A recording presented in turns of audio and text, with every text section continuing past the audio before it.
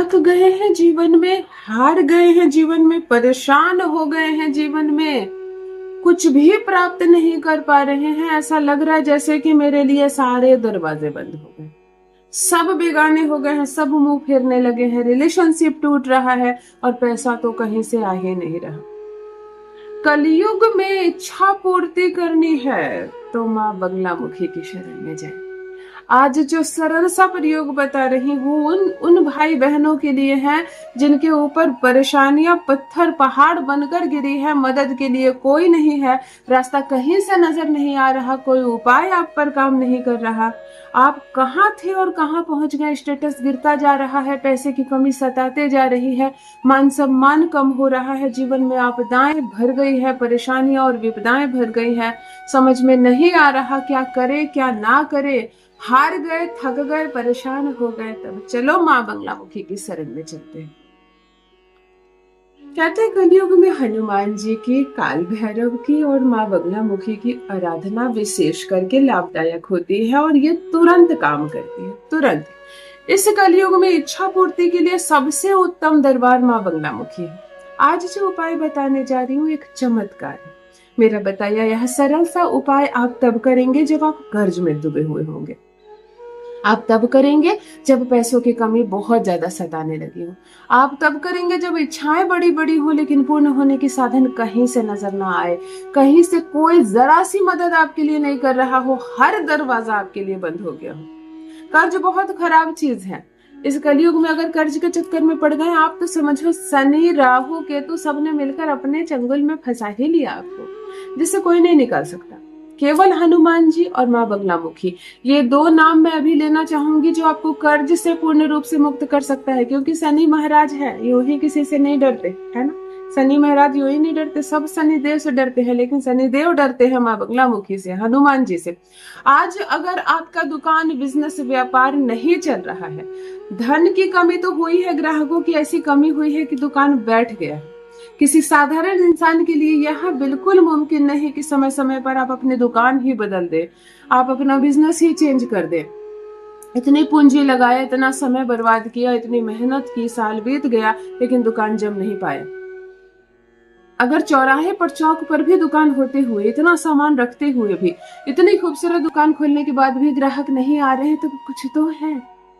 ऐसा नहीं है, लोग बहुत है बाजार में, कोई नहीं आएगा तो भी 10 20 50 लोग आपकी दुकान में आने ही चाहिए। अगर कोई नहीं आ रहा है तो कोई तंत्र क्रिया है, किसी का नजर दोष है, कोई बाधा है, कोई बंधन है जो आपको पता नहीं चल रहा। बंधन तो इतने आसान आसान बंधन है, मैं आपको, अगर आपको जानकारी नहीं है इसीलिए अलग बात है। मतलब आपके दुकान के सामने से एक कंकड़ उठाकर कोई चाहे तो आपके दुकान को बांध दे, अगर उसको थोड़ी सी भी ये विद्या आती है तो।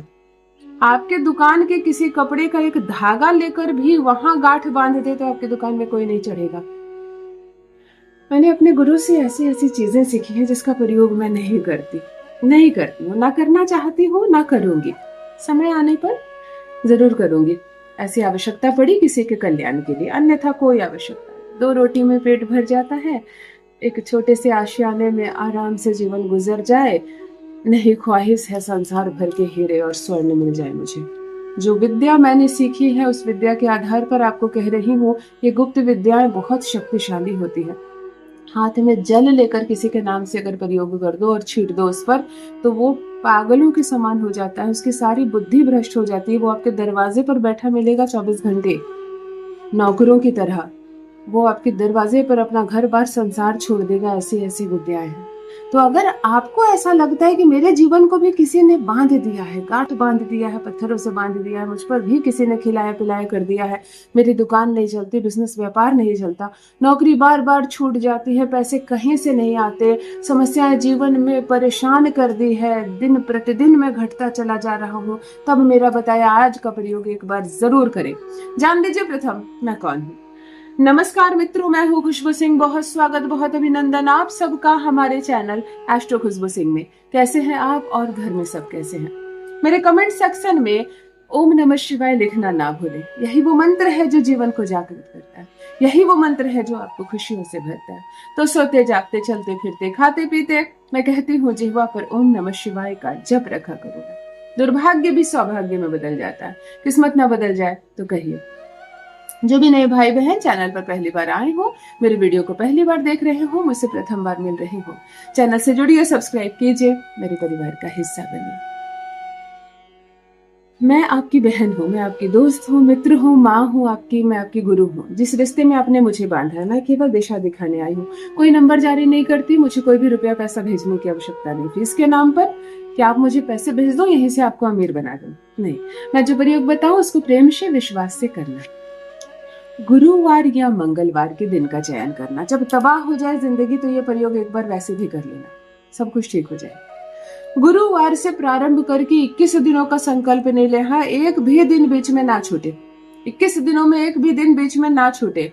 आप पूर्व या उत्तर दिशा की चेहरा ओर करके एक लकड़ी का पाटा बिछाएंगे, धोकर पोंछकर साफ सुथरे तरीके से एक पीला कपड़ा बिछाएंगे, माँ बगलामुखी की तस्वीर इस पर गंगा जल और जल छींटकर स्थापित करेंगे। माला पहनाना है, माला पहनाइए, वो पीले फूल की माला हो तो सर्वोत्तम। एक लोटा जल तस्वीर के दाहिनी ओर रखेंगे, एक घी का दिया जलाएंगे, माँ को सिंदूर अर्पण करेंगे और पीले भोग चढ़ाएंगे। चना की दाल पानी में फुलाकर गुड़ के साथ या बेसन के लड्डू, कोई भी पीला जो भोग होता है, माँ को अर्पण करेंगे। माँ के सामने बैठेंगे, नमन करेंगे, प्रणाम करेंगे, अपनी समस्त कामना बोलेंगे और शरीर पर पीला ही वस्त्र धारण करेंगे। धन संबंधी प्रॉब्लम है तो अन्य कोई घर की समस्या नहीं रखना है, एक ही प्रॉब्लम्स रखनी है कि धन संबंधी समस्या दूर हो। अपना नाम, हाथ में पुष्प जल और अक्षत लेकर अपना नाम, अपना गोत्र, जैसे हम संकल्प करते हैं, निकाल के देख लीजिएगा संकल्प विधि।